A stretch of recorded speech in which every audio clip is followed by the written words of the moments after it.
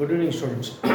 இன்றைக்கி நம்ம பார்க்குறது வந்து மார்ஜினல் காஸ்டிங் ஸ்டேட்மெண்ட்டில் ஃபைண்ட் அவுட் த ப்ராஃபிட் அப்படின்றது எப்படி கால்குலேட் பண்ணலாம். இப்போ ஃபஸ்ட்டு ப்ராப்ளம், உனக்கு ஃபிக்ஸட் காஸ்ட் வந்து 5 lakhs அப்படின்னு சொல்லி வேல்யூ கொடுத்துட்டாங்க. வேரியபிள் காஸ்ட் வந்து 10 ரூபா பெர் யூனிட் அப்படின்னு சொல்லி கொடுத்துருக்காங்க. செல்லிங் ப்ரைஸ் வந்து 15 ரூபா பெர் யூனிட் அப்படின்னு கொடுத்துருக்காங்க. அவுட்புட் லெவல் வந்து 1.5 லட்சம். நான் ஏற்கனவே இன்றைக்கி நான் கிளாஸில் சொல்லியிருக்கேன், மார்ஜினல் காஸ்டிங் ஸ்டேட்மெண்ட் அப்படின்றது ஃபஸ்ட்டு வந்து சேல்ஸ் கண்டிப்பாக அதோட வேல்யூ கண்டிப்பாக இருக்கும். அப்போ அந்த சேல்ஸ் வேல்யூ எப்படி கண்டுபிடிக்கிறது அப்படின்னா, உன்னுடைய அவுட்புட் லெவல் வந்து 1,50,000 யூனிட்ஸ்.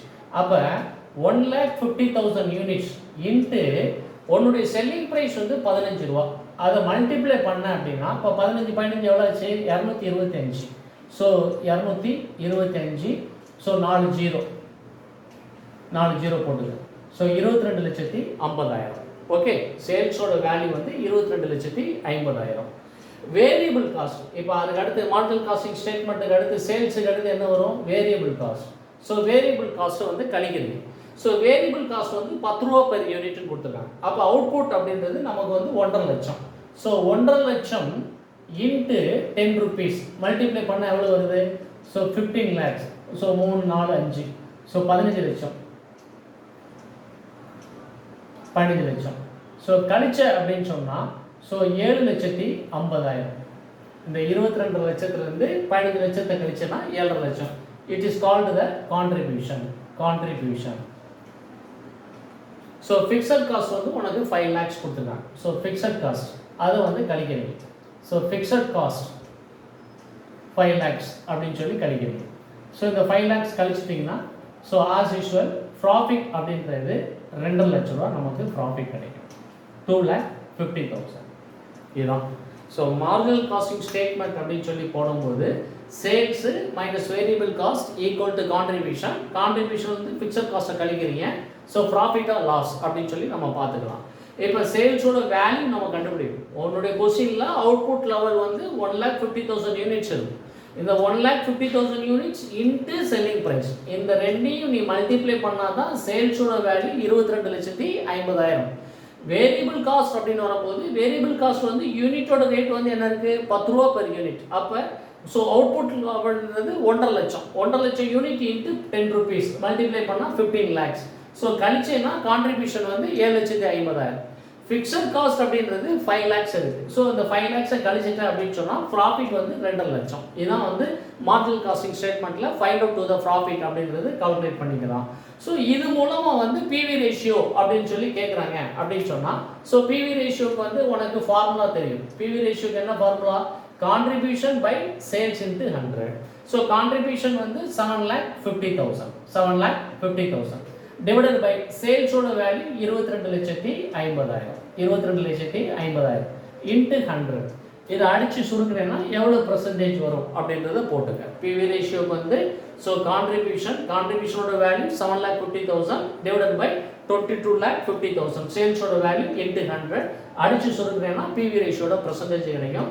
இது just it is a basic model, அதாவது how to find out to the profit அப்படின்னு சொல்லி கால்குலேட் பண்ணுறது. ஓகே, இப்போ நெக்ஸ்ட் சம் அப்படின்றத போகும்.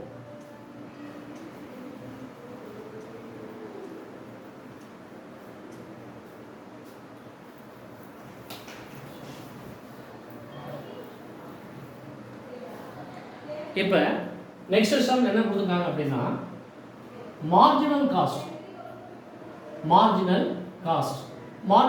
வந்து 2,400. சேல்ஸோட value 3,000.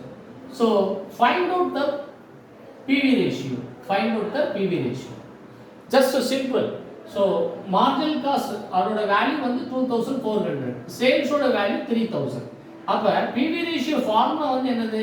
Contribution by sales into 100. So contribution அப்படின்றது என்னது? கான்ட்ரிபியூஷன் அப்படின்னு சொன்னால் நம்ம என்ன கண்டுபிடிப்போம்? எப்படி கண்டுபிடிப்போம்? கான்ட்ரிபியூஷனுக்கு சேல்ஸ்ல இருந்து வேரியபிள் காஸ்ட்டை கழிச்சேன்னா கான்ட்ரிபியூஷன் கிடைக்கும். அப்போ சேல்ஸோட வேல்யூ வந்து எவ்வளவு? 3,000. சேல்ஸோட value 3,000. So variable cost that is called the marginal cost. So 2,400.